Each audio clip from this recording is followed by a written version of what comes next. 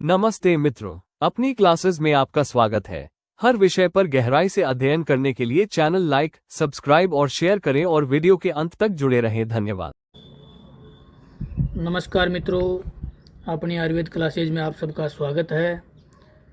हम जो रस शास्त्र की सीरीज में एक एक करके उपविषों के बारे में अध्ययन कर रहे थे।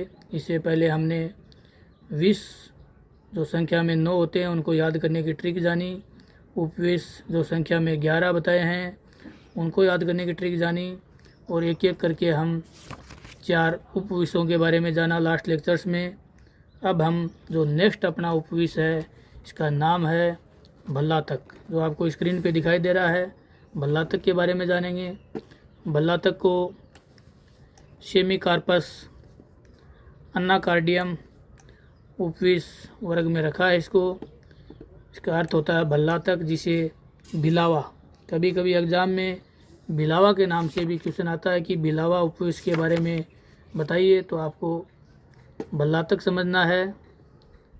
इसको मार्किंग नट भी कहा जाता है। ये एक फिसेला औषधीय बीज है। इसको उपविष वर्ग में रखा है। सेमिकार्पस अन्नाकार्डियम जो इसका बोटनिकल नेम, जिसका अन्नाकार्डियेसी फैमिली है, इसका ये पौधा है। स्क्रीन पे आपको जो वृक्ष है, प्लांट है, ये दिखाई दे रहा है। ये इसके जो फल हैं। अब हम जानेंगे इसको पर्याय, मतलब क्या क्या नाम से इसको बोला जाता है। तो संस्कृत में ये भल्लातक, बिलावा और अरक फल के नाम से भी ये जाना जाता है। एक होता अरक दुग्ध और ये है अरक फल। हिंदी में भल्लातक, बिलावा, इंग्लिश में marking nut, oriental cashew, Latin में सेमिकार्पस अनाकार्डियम। अब इसके शोधन के बाद में जो गुण हैं, जो रस पंचक हैं, ये रस में कटु तिक्त, वीर्य इसका उष्ण, विपाक होता है ये कटु होता है, ये दीपन्य, कर्मीनाशक, सोथहर, वर्ण शोथक एंड बल्ले, ये इसके प्रभाव हैं। अब हम जानेंगे शोधन की विधि। तो जो भिलावा के शोधन की विधि है इसके बारे में दिया है कि सबसे पहले हम परीक्षित भल्लातक फल को उसके वरंत के पास से स्रोता से काट देते हैं। काटकर इसमें इष्टिका चूर्ण में जो कटा हुआ भाग है इसके चूर्ण में डालते हैं।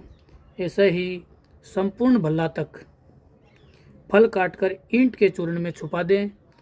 3 से 8 दिनों तक इसको छुपा के रखते हैं। ये पूरा काम हाथों में ग्लव्स पहनकर करना चाहिए, क्योंकि ये बहुत ही, और पैरों को भी ढक के करना चाहिए, क्योंकि ये उपविष की श्रेणी में आता है। इसमें बहुत सारे केमिकल पाए जाते हैं। इसके बाद में 8 दिन बाद गर्म जल से कटे भल्लातक को रगड़कर इसको प्रक्षालन करते हैं।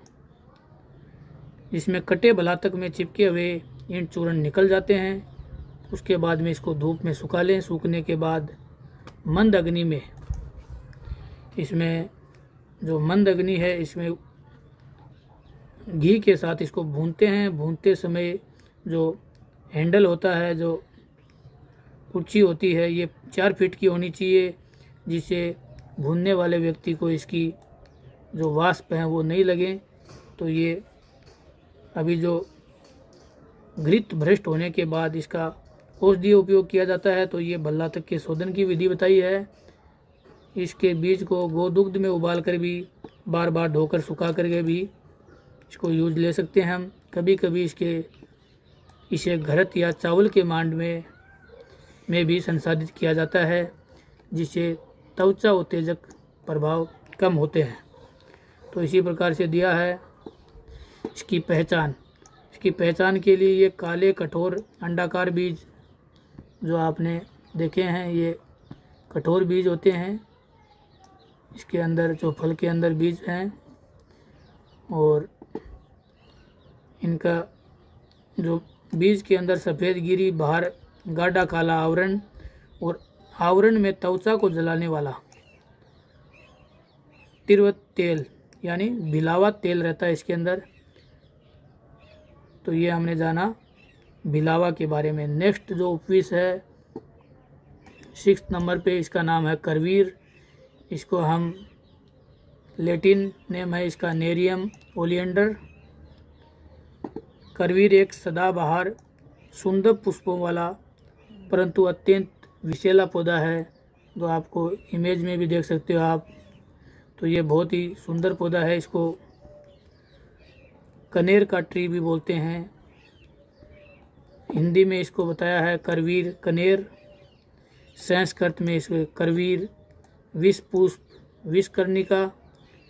और इसका जो लैटिन नेम है ये हमने बता दिया है नेरियम ओलियंडर, जो अपोसाइनेसी फैमिली है इसका प्लांट है ये। इसके जो गुण हैं, शोधन के बाद ये रस में तिक्त और कटु होता है, वीर्य में उष्ण, विपाक इसका कटु, प्रभाव में ये कृमिनाशक, वर्णशोधक, त्वक दोषहर और शोथहर बताया है। अब शोधन की विधि में इसमें बताया है कि शोधन में ये जो पत्तियों या छाल को, जो कनेर की पत्तियां होती हैं, इनको गाय के दूध में उबालकर सुखाया जाता है और कभी कभी अदरक रस या घी में भी इसका संसाधन किया जाता है, जिससे विषाक्तता कम हो। पहचान में हमने इसको देखा अपने इमेज में, ये 2 से 4 मीटर ऊंचा झाड़ी नुमा पौधा होता है और लंबे गहरे हरे चमकदार इसके पत्ते होते हैं। गुलाबी लाल सफ़ेद या पीले रंग के गुच्छेदार फूल होते हैं। पौधे का हर भाग विशेषकर दूध या रस विषैला होता है। जो कनेर के बारे में दिया है कि इसका शोधन है ये, तो करवीर जो मूल होती है इसका केवल बाह्य प्रयोग किया जाता है। इनमें ओनली पत्तियों का शोधन किया जाता है, तो इसका मूल का शोधन नहीं किया जाता है। इसके उपयोग के बारे में लिखा है कि करवीर का जो मूल या कनेर का जो मूल है को जल में पीसकर उपदंश वर्ण पर लेप करने से ये नष्ट हो जाता है। और मूल इसकी जड़ है, इसको पीसकर घोड़े को पिलाने से घोड़ा मर जाता है। अब हम नेक्स्ट जो अपना उपविश है कलिहारी, जिसका लैटिन नेम है ग्लोराइसो सुपरबा। तो इसको कलिहारी एक बहुत ही सुंदर परंतु विषैला औषधीय पौधा है। इसको हम लांगली भी बोलते हैं, अग्निशिखा, लांगुली या गलोरी लिली भी कहा जाता है। तो एग्ज़ाम में किसी भी नाम से क्वेश्चन आ सकता है। आपको लांगुली उपविश के बारे में पूछे तो भी आपको कलिहारी समझना है। अब इसको स्रोत हमने इसका बता दिया, ग्लोरियाइसो सुपरबा, जो कोल्चिएसी फैमिली का होता है। इसको संस्कृत में अग्निशिखा, लांगुली, केवरी, हिंदी में कालीहारी, ग्लोरी लिली, इंग्लिश में इसको flame lily, glory lily, tiger claw, Latin में हमने बताया है ग्लोराइसा सुपरबा। अब हम इसके शोधन के बाद में गुण, ये रस इसका तिक्त कटु, वीर्य इसका उष्ण, विपाक में ये कटु, प्रभाव इसका कृमिनाशक, विष निवारक, विरेचक, वेदनाशामक,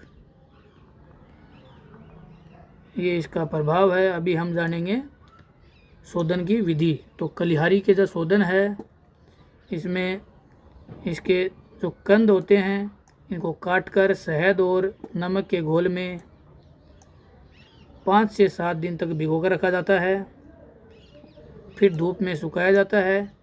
इस प्रक्रिया से इससे विषाक्तता कम हो जाती है। पहचान आपको इमेज में भी हमने इसका देखा था, कलिहारी, ये पेड़ है कलिहारी का। मैं बताया है कि ये बेलनुमा लता होती है जिसकी लंबाई 3 से 6 मीटर तक होती है। पत्तियाँ इसकी लंबी, नुकीले सिरे से पर लपेटने वाले रेशे, फूल इसमें लाल पीले रंग के, जैसे ये लाल और पीला रंग का जो फूल दिखाई दे रहे हैं, उल्टे मुड़े हुए पंखुड़ियों के समान जो ज्वाला जैसे दिखते हैं, जैसे लग रहा है जैसे कोई आग लगी हुई हो।